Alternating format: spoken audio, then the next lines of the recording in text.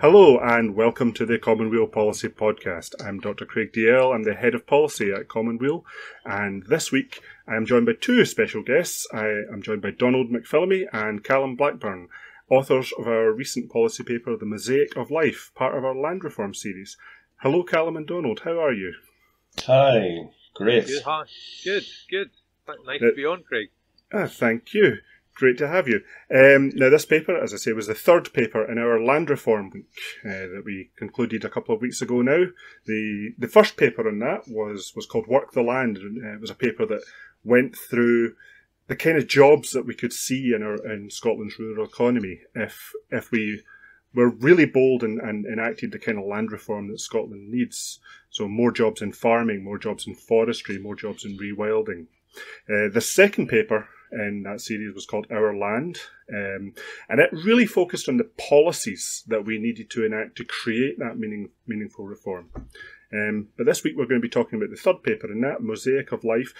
This paper really looks at that vision of what that land reform would actually look like once it's done.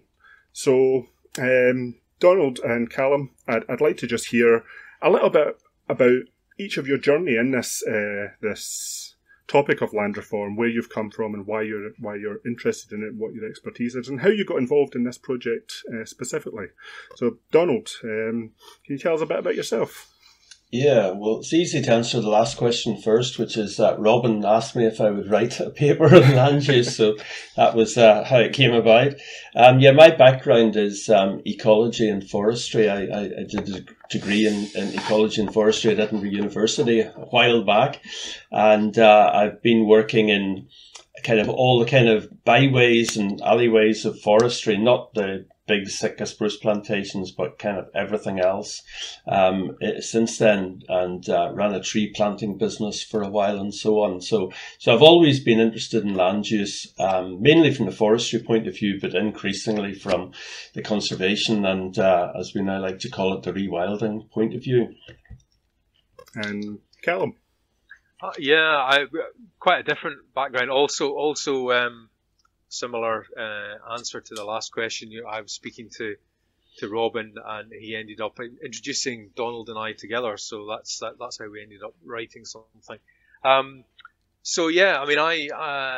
did a master way back in the 90s. I did a master's in environmental studies, and I did my dissertation on a review of protected areas, so national history designations. And at that point, I was heavily involved in the Scottish Wildlife Trust. I was on a wildlife reserve management committee, etc. So I was doing quite a lot. And then I started getting jobs in sustainability. And so I've spent the last kind of 20 years involved in developing public strategies for sustainability, circular economy, environmental issues, and latterly, until last year, I was head of policy and research at Zero Waste Scotland, and probably known for helping develop the kind of pioneering strategy on the circular economy, making things last, that the Scottish Government produced about 5 years ago. And so I've actually just started to come back into this area. I've always, like Donald, I've always been fascinated by land use and always been really interested in ecological systems and forestry. And I suppose I had my own little journey. A year or two ago, I went back to that wildlife reserve that I was involved in the 1990s and looked at it and was thoroughly disappointed at how far it had moved on. There was still sheep on there, and it kind of regenerated me into this area. And so I've started to come back now into looking at rewilding, as the new term is, but kind of looking at how we can solve the problems that I thought maybe we were going to solve 20 years ago, and we haven't. So that's my story. So maybe we should just take readers to listeners to the fundamental question here. Why is land reform important, especially somewhere like Scotland? Donald? Well, I think I come at it not quite from the land reform point of view. I see land reform as kind of a means to an end rather than the end itself. For me, it's all about the land and how the land is used, and how it's been abused very seriously for at least the last 200 years, but probably longer than that. And basically, we've burnt it, we've deforested it, we've extracted nutrients from it, we've segregated the land uses, we've depopulated the land, you know, with the clearances being the kind of absolute epitome of that. Basically, Scotland's uplands are in a shocking state.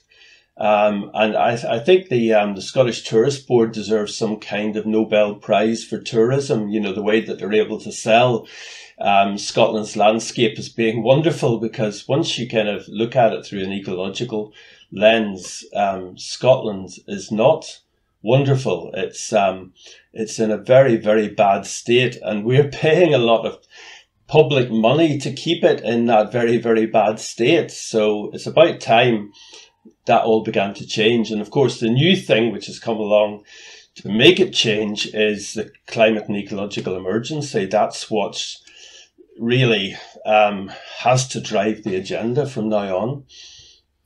Of course, people do have a kind of romantic image of Scotland's uplands. So you know, what changes when you look at it through that ecological lens? I was going to jump in there, Craig, because I mean, in some ways I wish I'd never been taught about ecology, because I could look at the hillsides and go, oh, aren't these fantastic? But like Donald, when I look at them, I see all the things that are not right, that are not natural, that are human interventions. So it's a challenge. I mean, once your eyes are opened and once you understand what should be there, primarily native forest in our uplands, but a mixture, a mosaic as we calling it, of different things that would naturally occur. It's very difficult for you not to see that every time you go out for a walk in the hills or a hillside. But on the positive note, when you do come across that mosaic, and there are places in Scotland where it's present, it's fantastic, and you really do see and enjoy that walk much more than if you're in that degraded landscape that Donald mentioned. And part of the incentive for me is, and I was mentioning about circular economy, the circular economy is all about us as humans living within the natural boundaries of the planet and being aligned to ecological systems and living in a way that works as part of ecological systems. And in the moment, that land, the way it's getting used, is just not productive. It's not really aligned. It's incongruent with that. So once you kind of realize these things, and once your eyes are opened, you're a bit more aware, you start to spot it wherever you go. So as I say, back to my original comment, sometimes I wish I hadn't been educated and I would still have that romantic notion of Scotland without realizing it's not really what it says on the tin. I think Scotland has got a beautiful bone structure. That's how I put it. You know, the mountains, you know, the islands, the lochs. I mean, the basic structure of Scotland is beautiful. It's the kind of the skin over the top of that structure which has been, needs a bit of a makeover. So let's talk about this paper. You described it as a mosaic of life, and as I mentioned, it is kind of a vision of what Scotland could look like after we do all these reforms and get that skin healthy again. So maybe if we imagine ourselves as a walker standing on top of a hill looking over a glen in Scotland, what would we see now, and then what would we see if your paper is adopted and everything is done? Well, right now you see very few trees, and the trees you do see tend to be conifers in plantations, all even age, monoculture and species which have been imported from the west coast of North America. That's what you see at the moment. You see very segregated land use. You see the forest is over here, and the sheep country is over here, and the deer country is over here, and then you've got the lowlands where different things happen, and then you've got the grouse moors over here, which are sort of burnt on a regular basis. You know, the land use is kind of very segregated, and it's basically very treeless, except for softwood plantations, which are not really forests in the kind of ecological sense of the word. So what we need in the future would be something which is a lot more wooded. So rather than have sort of like bare, barren, empty countryside as the kind of matrix, you switch that on its head and you say, well, what if, we had that area was woodland, natural woodland and scrub and all sorts of habitats within which these different productive land uses like softwood growing and some livestock farming could take place. And I think one of the things is, like, you know, when the top of every mountain is naturally going to be a little bit bare, because, you know, trees only go up to about the 800 meter mark, if we're talking about sort of natural regeneration, if they're allowed to regenerate naturally, and those top trees will naturally be smaller and stunted, etc. But the other thing you would notice as a walker would be the variety of colour and the variety of texture, because when you have, as Donald's talking about, more woodland, but you have more native woodland and more mixed woodland of different ages, then you have that lovely sort of people just notice it. It's just lovely to look at, because it's got variety. It's got also a lot more wildlife. We're going to have a lot more wildlife if this vision comes in, and that's obviously the core of it, because that variety of woodland and variety of uses is what will provide a good ecological basis for wildlife. And of course, we're probably also going to, if you've got more woodland, your eye's probably going to be drawn more to some of the water features and some of the peatlands that we have. I think some of our peatland just gets lost in amongst a landscape and actually that we have now. And actually, when we do have that more kind of mosaic, then the peatlands probably stand out more, and they'll be more interesting as well, because hopefully they'll be in more restored nature. And you'll see the difference between a peatland and just a piece of blank grazing land, as we often have now. So, yeah, so trying to add a bit of colour and texture to it for you as a walker when you're walking around. Well, one comment I have had from the paper is that word mosaic, to at least one person, summoned an image of little patches of preserved wildland scattered around the place. Is that what you're looking at, or are you looking for something that's a bit more connected? Well, I think what would grow would be what would grow naturally. So different plants will grow naturally in different kinds of soil, different kinds of climate, and different kinds of altitudes. So the mosaic would be kind of not artificially created as like little islands.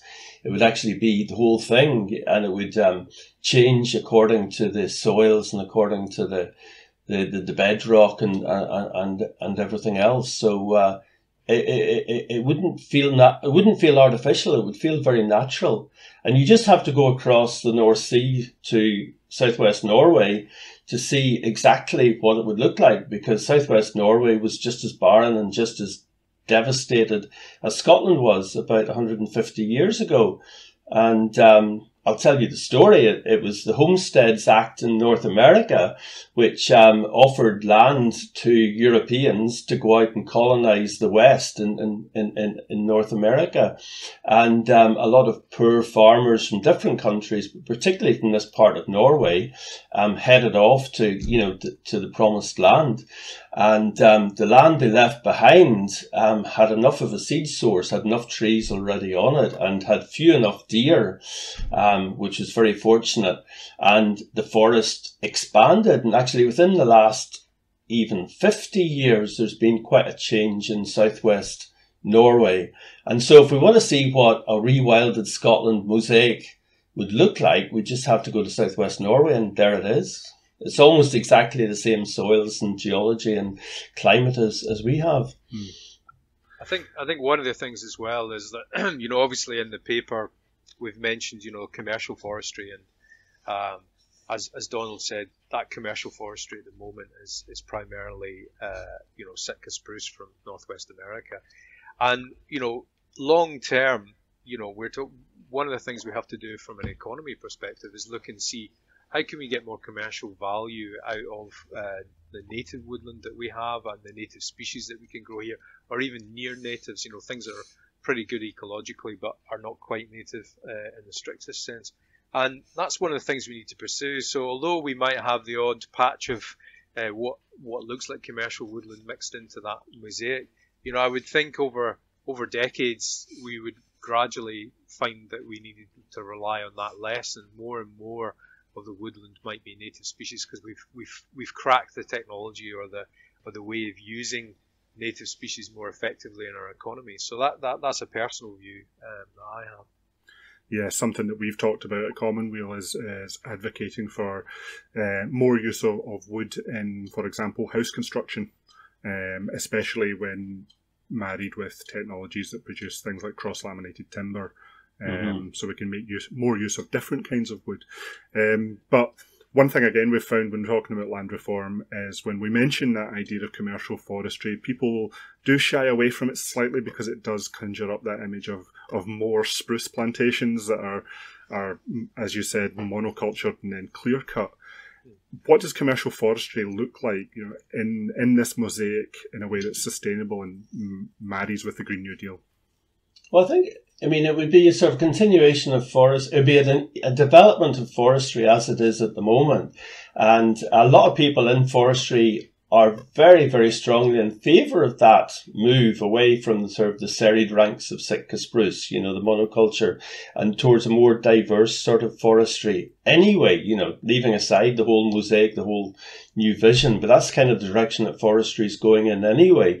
And there's a concept called continuous cover forestry, which is becoming, it's becoming almost the norm. It's becoming almost the mainstream. That is kind of what forestry is heading towards, and it means that you can grow commercial trees, commercial timber, without the kind of the Battle of the Somme clear fells that have been the case in the past, and so as forestry kind of evolves and fits into this bigger vision, which has got a lot more native woodland kind of enclosing and encapsulating the commercial forest, we can actually have more forestry in the landscape, more productive forestry in the landscape, which is great for locking up carbon, and it's great for producing timber, and it's great for substituting other products like plastic and steel and cement with timber, and we need forestry and we need timber. And we should remember as well, going back to Norway, the first time I ever saw a glulam factory was in Norway, in southwest Norway. And it was being made as a family business in a factory surrounded by forest, in a beautiful location. And the timber was Norway spruce, which was being turned into these fantastic big spans of glued together timber. And we don't have Norway spruce as a native species in this country because of the Ice Age. But we do have this kind of like super Norway spruce called Sitka spruce, which is actually a really, really good tree, which gets a very bad press. And if it's not as dominant as it is at the moment, and it's kind of managed in a different way to how it's managed at the moment, it's an absolute gold mine for Scotland. It's a wonderful tree and a wonderful resource to have. I should probably declare a slight interest in tree growing here because my partner and I are just about to plant some willow, and we're looking forward to coppicing that in the years to come. Not on a commercial scale, but we should be able to make something interesting out of it. Sorry, I think we need the whole range. I mean, that's always been my point of view, is that we just need the whole range of species and forestry types, and now we're extending it into kind of unproductive woodland as well, and even right higher up the slope into scrub, which is going to be full of wildlife and so on, and won't have any commercial value at all, but it's still kind of like trees and scrub. So I'm arguing for the whole range. And I think one of the things is I kind of slightly disagree with Donald saying unproductive, because I suppose we're both talking about that in a commercial sense, but now we have a unique opportunity because the Woodland Carbon Code is kind of set out a way where you can actually get some commercial value from some native woodland, whereas before you didn't have that open to you. So there's a massive amount of big industry out there is looking for carbon offsets, and you can say what you like about carbon offsetting as to, its overuse rather than actually addressing the fundamental problem of using fossil fuels, and that can be very true. But if it does drive, if it helps while people are transitioning over to renewable energy, if they're offsetting and doing that in a sensible way with native woodland, then it can really drive that woodland to become something that does have an economic value, rather than just being totally unproductive in a commercial sense. So there are some changes afoot, and there are opportunities, regarding the agricultural subsidies as well, which obviously we've left Europe, and now there's an opportunity to change those for the future. And again, that could yield something that is akin to a productive commercial payment. We don't know yet, because there's nothing that I'm aware of that the Scottish Government's published, but we'd like to see something like that kind of stimulates that, so we can get to that half wild. We can get to that 50% of the cover is maybe not commercial, but it's certainly wild and has value in many senses. So, yeah. I definitely like that phrase in the paper, the half wild Scotland. So continuing our look over this imaginary glen from the top of our hill, we have the mosaic of wildland. We've got the commercial forestry, but what does this mean for folk who are crofters or upland farmers? Is this going to have to change the way that they farm? Well, the crofters are mostly around the coast, and that's a kind of a different situation. I think there's a place for sheep on the low ground, around the coast. And I think the position of sheep in the landscape has to change. And if we're thinking about sort of like the non-coastal areas, but kind of the inland areas, the higher ground is not where the sheep should be. Higher ground is where the rewilding and a certain amount of forestry and a certain amount of a different kind of livestock farming can be taking place, plus a lot of other activities. But the sheep should be in the fields. That's really where the sheep should be, because they're not as hardy as we like to think they are. There's like there's a high death rate among sheep regularly. And we have to use very hardy breeds in order for them to survive at all. And these hardy breeds don't produce very good wool. And the wool is kind of like low quality, low value, which means that the actual cost of having a sheep on the land is about £26 a year. It costs a sheep farmer about £26 per ewe per year to keep that sheep on the hill, on the highest ground. And that is then subsidised by the taxpayer. So that loss of £26 per ewe is converted into a very small, very low income for the sheep farmer. So it's a completely unsustainable model. And in our paper, we argue that yes, we would like to see sheep. Yes, we'd like to have wool and probably breeds which produce better quality wool. Yes, we'd like to have higher lambing rates and lower death rates. And that would be achieved by keeping the sheep on not the low ground, but kind of some of the middle ground, combined with farm woodlands to provide shelter, which will give the sheep sort of like a healthier life. And that's really where the sheep should be. Can this strategy also mitigate problems or arguments against things like reintroduction of predators on the basis that they might compete with farmers?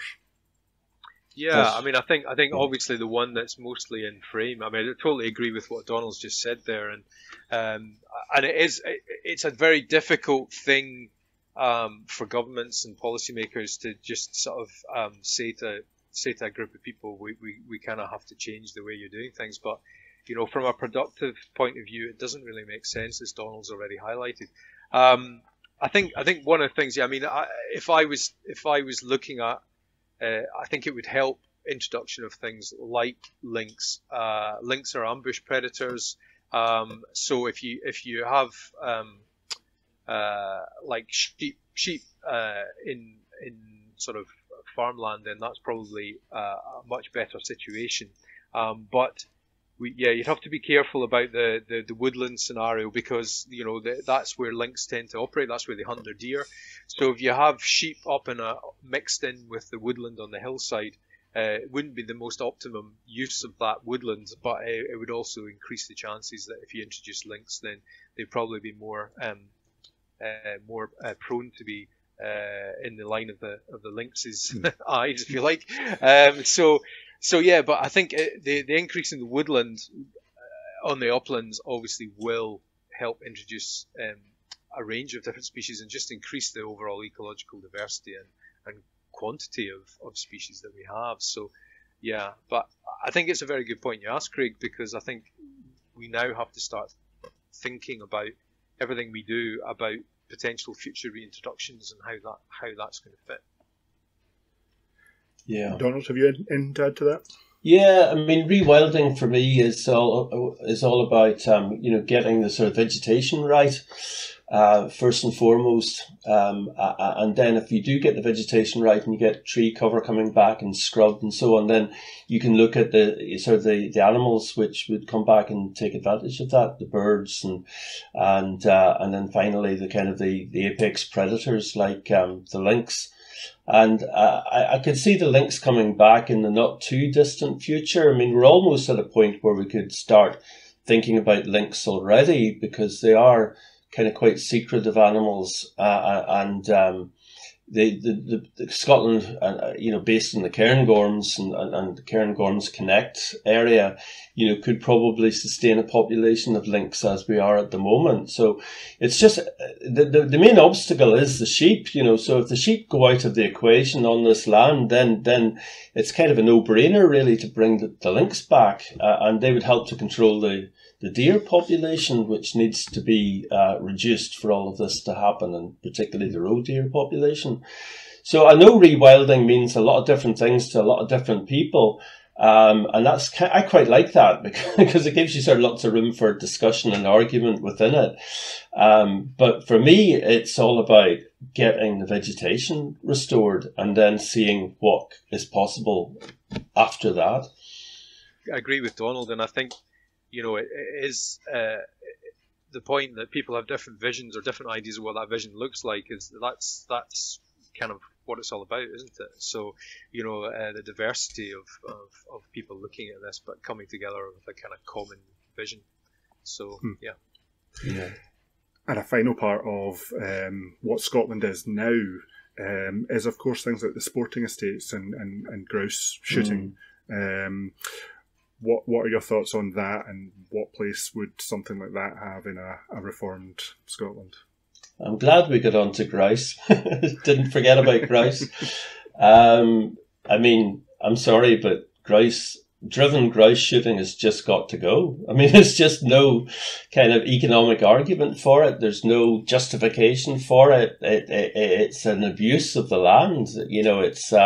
It's all this effort by gamekeepers, going into eliminating the predators and the competitors of one bird species so that their numbers can be artificially inflated, so that a very small number of wealthy people can come along and stand in their grouse butts and have the grouse driven over their heads so that they can shoot them at their leisure for fun.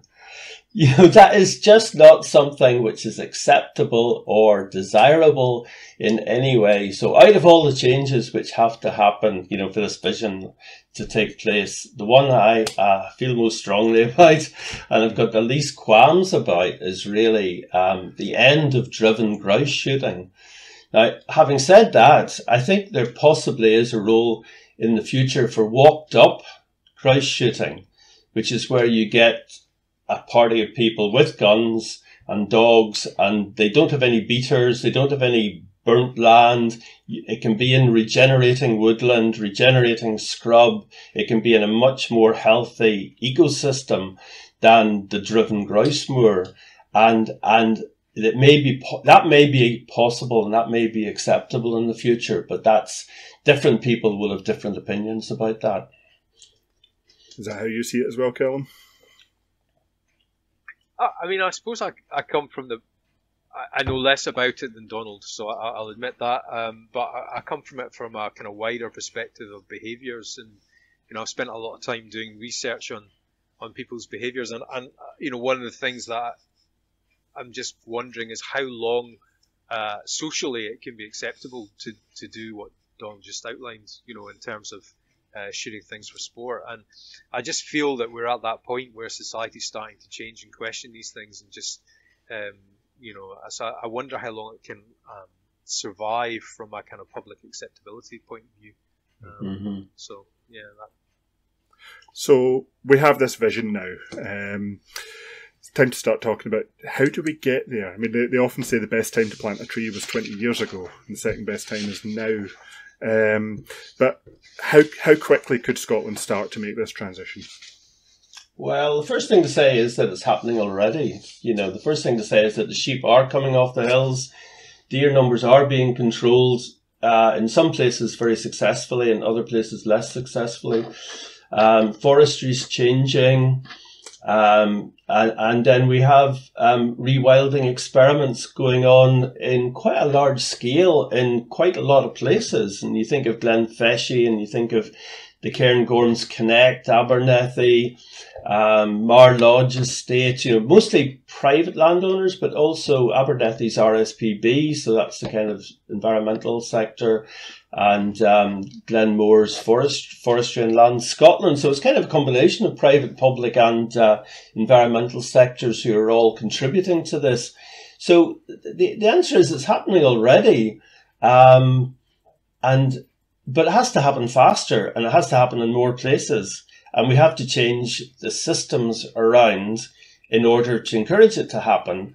And that means changing the grant system around, because basically landowners, land managers, they pretty much do what they're paid to do, So if you change the system around, and which is actually happening in England now faster than it's happening in Scotland. So really, the sort of politics and the subsidy system and so on need to catch up with what's already happening and to push it in the right direction, because we're in a climate emergency. We can't just sort of piss around for another 10 years or 20 years and allow the lobby of the status quo to kind of, determine that nothing changes. So we need to speed up the process, make it sort of happen more places, and just it's all achievable. It's all achievable, and it has to happen. And I think it's ramping up, obviously in terms of targets for forestry, because of the climate emergency in particular. But I think there's some care there. We could end up having vast areas because of the price of timber at the moment and the demand for timber. We could have vast areas getting planted in the wrong way. So we do have to be careful that the ecological side of it is considered in this kind of vision, as well as the commercial angle. But we've also got the carbon offsetting agenda, as I mentioned earlier, is really, really taking off, and people are looking to do something that's good, and awareness is growing about what we need to do, and understanding of the ecological emergency alongside the climate change emergency. So it's interesting. I was kind of doing a bit of a poll myself among some of my friends, and some of them read this paper and go, "Oh yeah, that's the way I've always thought it's going to be," the vision. And then others are like, "What's this all about?" So we have such a stratified grouping, but again, we've got a huge opportunity, as Donald says, with the changes in subsidies and changes in planning system, and we've got some. NPF4, the government's planning framework, they've recognised that they need to take on board nature and ecological emergency. So it's really kind of like, how are you going to build that into what is predominantly a human development planning framework that we've had in the past? So there's lots of things that could happen. Yeah, I think the trends are good. We've got some good trends, but we don't have the vision.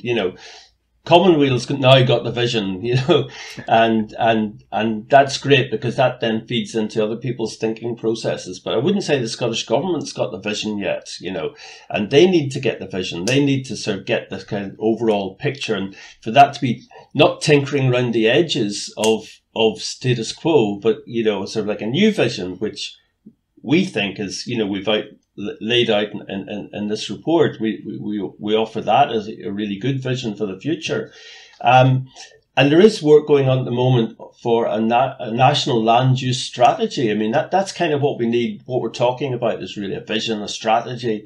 And then as that gets discussed and debated, then it can be applied at different levels regionally and so on. So that's kind of where we need the effort. We need a good national strategy, land use strategy, and we need that can be linked in with the national planning framework as well, and we need to have a national debate about this and try and bring as many people along with that new way of looking at things as possible, because some people are going to feel quite threatened by change. Some people's livelihoods are going to be threatened by change, even though there may be greater prospects in the future for jobs and for rural communities. We haven't talked about rural communities so far, but rural communities are very fragile. So again, the current system doesn't work for people in rural areas to any great extent. So they deserve something better, and this vision would actually, as your paper on land reform showed, would create more jobs in all the different sectors. So more jobs would be there. There might be different jobs, some of them, and those people would be living in the rural communities, and those rural communities would be stronger and fitter and better places to live. So if folk are listening and they're interested in this vision, or if they've read your paper and they want to know more, how can folk get involved, or how can they keep up with your own work? Well, I'd say I get a lot of inspiration and information from the Rewilding Scotland Facebook group, which I helped to administer, which was set up by Reforesting Scotland. And we've got over 17,000 followers for that now. And it's a very dynamic group. So that'd be one thing people could do, is just join in the chat, join in the debate. And I think the more people that join in that debate, and we have people there, from a gamekeeping background, from a shepherding background, from rural communities, from fishing, because again, we need to rewild the seas as well as rewild the land. So there's quite a strong debate, in terms of salmon farming and issues like that. So just jump in. That's what I say. Jump in, enjoy the debate, and then we just have to work out how we can get the Scottish government in its new form after the election, whatever that may be, to take these issues, give these issues a high priority, because if Scotland's going to meet its targets, 2045, zero carbon, then agriculture and land use have got to play a very big part in that. And we're not going to meet those targets the way things are at the moment. Yeah, and I would just reiterate what Donald said about the election there. Now you've got a good time to actually go and ask some of the candidates some of these questions, and put that into your decision making about who you're going to vote. Do they have the inspiration and the vision for what's required? Because some of these things are going to be quite challenging for governments to implement, as Donald said. Like, we are talking about a major transition for some people, and that's going to be managed fairly and effectively. Myself, as I kind of indicated right at the start, I've kind of been inspired to get back involved in this. So I'm in the process of starting my own company, Half Wild, which I will no doubt post onto the page that the Facebook page that Donald mentioned when it's up and running. So what I'm looking to do is actually take some practical steps there and buy up some of the grazing land and rewild it. So I'm kind of working on the business model for that. and I did some work with the Edinburgh Centre for Carbon Innovation, ECCI, last year on the concept of that and how it could work. So I'm going to be piling on ahead with that. So I would ask people to look out when they join the Facebook page that Donald mentioned. And yeah, just try and think about these things, and whenever you come across any information that you see, I would try and put your points across to the decision makers and the policy makers, and get them to think about it. I'm certainly hoping that this is one of the topics that will be high on the agenda in the election campaign to come. Well, Donald, Callum, it has been an absolute pleasure talking to you. Thank you both for coming on. And just to say to all of our listeners, as we always do at the end of this podcast, Common Weal, as an organisation, we are entirely funded by folk like yourselves who donate a small amount, £5 or £10 a month, to allow us to produce this podcast, to allow us to promote the policy research that we do, and to produce this vision of a Scotland that works for all of us. So, Donald, Callum, thank you once again, and for everyone else, we will see you again next week.